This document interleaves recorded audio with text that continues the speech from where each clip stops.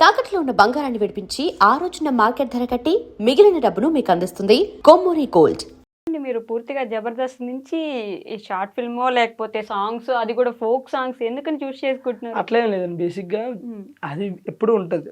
మనం రెగ్యులర్గా ఈ సాంగ్స్ చేయాలి అని కాదు. ఓకే, ఫస్ట్ నుంచి మనకి సాంగ్స్ అనేది కొంచెం ఇంట్రెస్ట్, అలాగే ఇష్టం. ఫస్ట్ ఆఫ్ ఆల్ ఈ తెలంగాణ ఫోక్ అనేది నాకు ఇష్టం.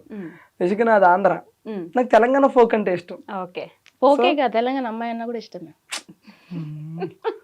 రెండో తప్ప ఫస్ట్ అంటే ఇష్టం నాకు. ఎస్, దీనికోసమే ఫ్రెండ్స్. మీరంటే ఇష్టం లేదంట. పైకలా చెప్తాడు కానీ లోపల ఉంటది. నీ దండం పెడతా నన్ను అడిగింది చెప్పని. సో అయితే ఇంకా సాంగ్స్ అంటే ఇంట్రెస్ట్. ఫస్ట్ ఒక సాంగ్ చేసాం. సాంగ్ చేసిన తర్వాత అది ఎంత 1.1 మిలియన్ 2 మిలియన్ వెళ్ళింది. ఓకే, వెళ్ళిన తర్వాత ఓకే మళ్ళీ మన వర్క్ మనం చేసుకుంటున్నాం. మళ్ళీ ఒక 6 months గ్యాప్ ఇచ్చి ఇంకో సాంగ్ చేసాం. అంటే మనం ఏదో ఒక ప్యాషన్తో చేస్తున్నాం కానీ ఏదో ఈ మొత్తం ఇటు కన్వర్ట్ అయ్యి లేకపోతే ఇందులోనే మనం ఏదో చేయాలన్నట్టు కాకుండా నాకు ఇష్టం, నాకు ఎప్పుడు ఖాళీ ఉంటే అప్పుడు ఆ ఖాళీని చూసుకొని చేసుకుంటూ వెళ్తున్నాం. అంత స్పెసిఫిక్ గా దీనికోసం స్పెసిఫిక్ గా అంటే ఇష్టం, అవంటే ఇష్టం. కాకపోతే మనకు ఖాళీ ఉన్నప్పుడు అప్పుడప్పుడు ఒకటి అన్నట్టు. ఓకే, బట్ లిరిసిస్ట్ గా సింగర్ గా అలా మారిపోతూ ఉన్నట్టున్నారు. నేనే షాక్ అయినా. ఈయన బాధపడకు బెంగపడక లిరిక్స్ రాసినప్పుడు అంటే ఫీమేల్ లిరిక్స్ మాత్రం దేవకమ్మ గారు రాసిరు, మేల్ లిరిక్స్ లేవు. ఓకే, ఈయన రాసిండు. నాకు అది అక్కడ మ్యూజిక్ కూడా దేవకమ్మవే అప్పుడు స్టైల్ ఉండే, ఫస్ట్ స్టైల్ అవి ఉంటే నేనేం చేశాను, వాటిని మళ్ళీ మన జనరేషన్ తగ్గట్టుకు మార్చడం. మేల్ లిరిక్స్ ఏమి లేవు. మేల్ లిరిక్స్ ఏమి లేకపోతే అమ్మాయి ఏంది పరిస్థితి అని అడిగా. నాకేం వస్తుంది నాయన, అప్పట్లో పాటలు పాడుకున్నావు నాయన అంటే అవునా తల్లి అని చెప్పేసి నేను కూర్చొని రాసి అమ్మ నేను రాశాను, అవి కరెక్టో కాదో సెట్ అవుతాయి లేదో చూడని ఫస్ట్ ఇది పాడా. బాధపడకు దేవకి నా సఖి అంటే నవ్వుతుంది. ఎందుకు నవ్వుతున్నావు అమ్మా అన్న. నా పేరు నీకు తెలుసా అంది. తెలియదు తల్లి అన్న. నా పేరు దేవకమ్మ, నువ్వు దేవకనే పెట్టావు అందులో. అయ్యో తెలియదమ్మా, ఏదో ఆటోమేటిక్గా రాశాను వచ్చానని చెప్పి. లిరిసిస్ట్ అంటే ఏమో లిరిసిస్ట్ కాదండి. నేను జనరల్గా ట్యూన్ ఉంటే నా వంతు ప్రయత్నం చేస్తా, నేను రాయగలుగుతా. ఎందుకంటే బేసిక్గా నేను షోలు గిలు ఇవన్నీ రైటింగ్ నేను రాసుకుంటూ ఉంటా. ఏదైనా ట్యూన్ ఎవరైనా కడితే రాసుకుంటా. ఖాళీగా ఉన్నప్పుడు నాకు నేను బాత్రూంలోకి వెళ్ళాను అనుకో, లిటరేచర్ చదువుకున్నారా మీరు? ఏం చదువుకోవాలి? మామూలుగా ఏం చదువుకున్నారు? నేను డిప్లొమాకి అసలు దీనికి సంబంధమే లేదు కదా. లేదు, అదే కదా నేను అంటుంది. నాకు యాక్టింగ్ కి నాకు కూడా సంబంధం లేదు, చేయట్లే. మీ ఇంట్లో ఎవరికైనా ఇంట్రెస్ట్ ఉంది లేదా అప్పట్లో లిటరేచర్, అది సాహిత్యం? ఎవరికి లేదు. అంకుల్ పాడతారన్నమాట. మా నాన్న జస్ట్ పాడతాడు, బాగా పాడతాడు మా నాన్న. అక్కడ నుంచి కొంచెం అట్లా పాడడం వచ్చింది. లిరిక్స్ రాయడం అనేది గ్రేట్, నేనే ఒప్పుకున్నా. దాని తర్వాత ఇంకొక సాంగ్ ఇప్పుడు కాదు కానీ ఈ సాంగ్ టోటల్ గా ట్యూన్ లిరిక్స్ అన్ని నేనే రాశా. నెక్స్ట్ ఇప్పుడు వచ్చేది, రేపు వచ్చేది కాదు, త్వరలో వస్తుంది. అబ్బిగో అని, అబ్బిగో సాంగ్ అని చెప్పేసి త్వరలో వస్తుంది. అది కూడా స్టార్టింగ్ ఒక లైన్ దేవకం దగ్గర తీసుకున్నాము, అంటే రబ్బిగో అని చెప్పేసి అది ఒక్క లైన్ అమ్మ దగ్గర తీసుకున్నాము.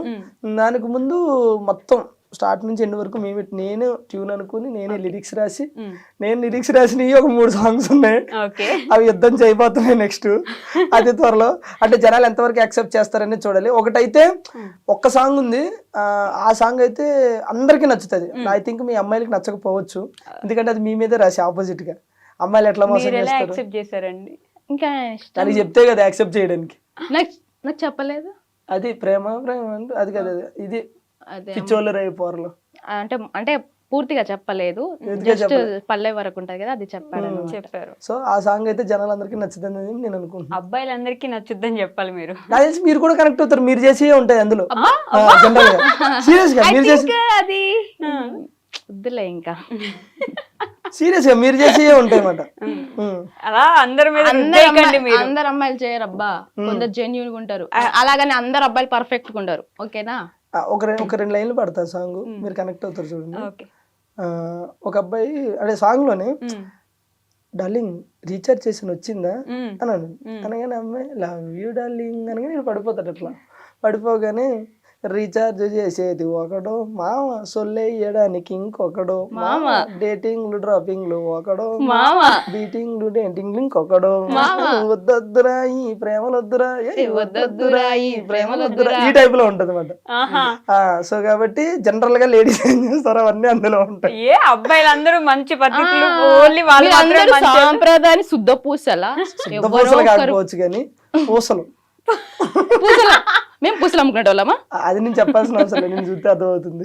హలో సో అట్లానే కాలే కానీ అంటే ప్రజెంట్ ట్రెండ్ కి తగ్గట్టు ఇప్పుడు మన రీసెంట్ గా కొన్ని ఇన్సిడెంట్లు చూసాం. ఒకప్పుడు 30 years భయపడినోడు కానీ లేకపోతే 20 years వచ్చినోడు కానీ పెళ్లి పెళ్లి అప్ప ఇప్పుడు పెళ్లి చేసుకోవాలని ఉండేది. అవును. ఈ మధ్యన కొన్ని ఇన్సిడెంట్లు చూసిన తర్వాత పెళ్లి అంటే వద్దంటున్నారు. వద్దు. ఎందుకంటే పడుకున్నప్పుడు పీకలు కొడుతున్నారు, లెగిస్తే తలకాయలు బద్దలు కొడుతున్నారు. ఇక వాళ్ళైతే పిచ్చి పిచ్చిగా ఎంజాయ్ చేస్తారు ఈ సాంగ్. ఘోరం అసలు. పెళ్ళంటే గుర్తొచ్చింది, మా ఖచ్చితంగా మిమ్మల్ని ఈ క్వశ్చన్ అడగబోతున్నాను కొడతారు కాబట్టి, okay. పెళ్లి ఎప్పుడు చేసుకోబోతున్నారు మీరు ఇద్దరు? త్వరగా మంచి సంబంధాలు రావాలి ఇద్దరికి. వచ్చాను, all the best. Thank you. Develop అయిపోయారు ఇద్దరు మరి ఎలా అట్లే లేదండి, బేసిక్ గా ఇది ఇలా ఎన్ని ఇంటర్వ్యూస్ లో చెప్తావు అని చెప్పేసి కళ్యాణం వచ్చినా కక్కు వచ్చినా ఆగదు అంటారు. అది వచ్చే టైం వస్తే అది వస్తుంది. అంతేగాని మీరు ప్లాన్ చేయట్లేదు. మనం ప్లాన్ చేస్తే ఏది అవ్వదు, చెప్తున్నాను కదా. మనం మీరు ఎప్పుడైనా సరే లైఫ్ లో గుర్తుపెట్టుకోండి, ఒకటి మనం ప్లాన్ చేసి దాన్ని రీచ్ అవ్వాలంటే అవ్వలేదు. ఓకే. ఒక్కోసారి అనుకోకుండా అవుతాం. మీరు ప్లాన్ చేయకుండా అయినవి ఏంటలా మీ లైఫ్ లో? నేను ప్లాన్ చేయకుండా అయినవా ఏమీ లేవు, మరి ఇప్పటివరకు ఏమీ లేవు. ప్లాన్ చేసేయనియా? అట్లా కదా, అంటే ఈ వీటి గురించి నేను చెప్తుంది. ఓకే. నేను ఐ థింక్ నేను మనం రెగ్యులర్ గా ఏదైనా సరే కష్టపడితేనే మన దగ్గరికి వస్తా, అది వేరు. నేను అంటే ఇవి ఉంటాయి కదా, ఇప్పుడు మనం ఇల్లు కొనాలన్నా పెళ్లి చేయాలనుకున్నా అవి మనం ఏదో అనుకుంటాం, కానీ అది మనకు సెట్ అవ్వదు. అవ్వాలనుకున్నప్పుడు అవుతుంది. నేను ఒక టైంలో ఇల్లు కట్టాలి కట్టాలి కట్టాలని ఎప్పుడు మేము చిన్నప్పటి నుంచి అనుకుంటానే ఉన్నాం, కానీ అప్పుడు మా దగ్గర డబ్బులు లేక మేము కష్టపడలేక సో అది అక్కడ ఎప్పుడైంది అయ్యినప్పుడే అయ్యింది, అవ్వాల్సిన టైం అయ్యింది. సో పెళ్లి కూడా అంతే. ఇప్పుడు మా పెద్దమ్మ వాళ్ళ అబ్బాయికి కానీ వాళ్ళకి కానీ పెళ్లి చేయాలని ఒక 40-30 సంబంధాలు చూశారు, కానీ ఎక్కడ సెట్ అవ్వాలి అక్కడే సెట్ అవుతుంది. పెళ్ళు ఇల్లు ఈ రెండు అవి అవ్వాలనుకున్నప్పుడు అవి అవుతాయి అంతే. పెళ్లి చేసి చూడు, ఇల్లు కట్టి చూడు. ఇల్లు కట్టి చూస్తుంది ఆల్రెడీ ఇల్లు కట్టి. నేను అదే అక్కడికే వెళ్తున్నా ఇప్పుడు. నేను బొప్పలపల్లి వెళ్తున్నారా? మీరు జబర్దస్త్ మానేశారు అనుకున్నాను, లేదు ఇక్కడ వేస్తున్నారు. నా నరాల్లో జబర్దస్త్ ఉంటది, నరాల్లో కొన్ని నరాల్లో సాంగ్లు ఉంటాయి అప్పుడప్పుడు. ఓకే. సో ఇందాక ఇంటర్వ్యూలో చెప్పినట్టు ఒక అమ్మాయి తన కళలను సాకారం చేసుకోవడానికి కష్టపడుతుంటే మంచిగా అనిపిస్తుంది అని చెప్పి, మీ ఇల్లు స్టార్టింగ్ లో అత్తగారి ఇల్లు అని చెప్పేసి ఒక రీల్ చేశారు, ఒక వీడియో. అది మా ఇల్లు. తర్వాత వాళ్ళ ఇల్లు కూడా చేశారు కదా, ఎందుకు చేయలేదు? చేశారు. మీరు సబ్స్క్రైబ్ చేసుకున్నారు. బా చూడకుండా ఫాలో అవ్వకుండానే మీరు చెప్పాగానే అవునా మీ ఇల్లు అంటాను అనుకున్నారా? మీరు ఆవిడది కూడా చేశారు. ఆ ఇల్లు చూసినప్పుడు మీరు ఇల్లు కట్టుకోవాలని, ఆ ఇల్లు ఎప్పటి నుంచో మీకున్న కోరిక అంటే ఫస్ట్ ఇల్లు కట్టుకోవాలి ఇల్లు కట్టుకోవాలి ఇల్లు కట్టుకోవాలి. ఆ ఇల్లు కట్టుకున్నప్పుడు చూసాను అనమాట ఎంత కష్టపడ్డారు దానికోసం. మీరు కష్టపడలే, మేస్త్రులు కష్టపడ్డారు. పంపించేయండి సార్ ఇంట్లో, ఇంటర్వ్యూలో పంపించేయండి. అసలు పాపం ఎంత మంచిగా మాట్లాడుకోబోతున్నా. ఆడపిల్లలు మాట్లాడుకుంటే చూడలేరండి మీరు? చెప్పు నా గురించి, నా కష్టం దగ్గర చూసావు కదా, మాట్లాడుకోండి మీరు. అంటే ఇప్పటికీ కష్టపడుతున్నా. ఓకే. ఇప్పుడు కొంచెం ఫైనాన్షియల్ ప్రాబ్లం వల్ల హౌస్ వర్క్ అయితే స్టాప్ చేసిన, కన్స్ట్రక్షన్ స్టార్ట్ చేసి అంటే ఇంకో 6 months లో కంప్లీట్ చేయడం నా టార్గెట్. బట్ ఏమవుతుందో తెలియదు, ఎంతవరకు అవుతుందో ఇంతవరకు. నిజమే చాలా కష్టమే, బట్ స్టార్ట్ చేశారు, ఎట్లయినా సరే చేసేద్దాం. అంటే నేను స్టార్ట్ చేసేటప్పుడు నాకు ఏంటంటే నేను చేస్తానో చెయ్యలేనేమో అని అనుకున్నా. బట్ తిని దగ్గరుండి అవుతుంది నీతోని, నువ్వు చేయగలని చెప్పేసి చేశాడు. మధ్యలో నాకు కొంచెం ఫైనాన్షియల్ పరంగా కూడా నాకు అవ్వకపోయినా కూడా నాకు దగ్గరుండి హెల్ప్ చేసిండు. So thank you. జనరల్గా ఏమంటే మన కష్టమే మనకి ఎప్పుడైనా సరే రిజల్ట్ ఇస్తుంది. జీవితంలో ఎప్పుడో ఒకసారి అదృష్టం వస్తుంది. మనకి ప్రతిరోజు కష్టం మన వెనకాలే ఉంటుంది.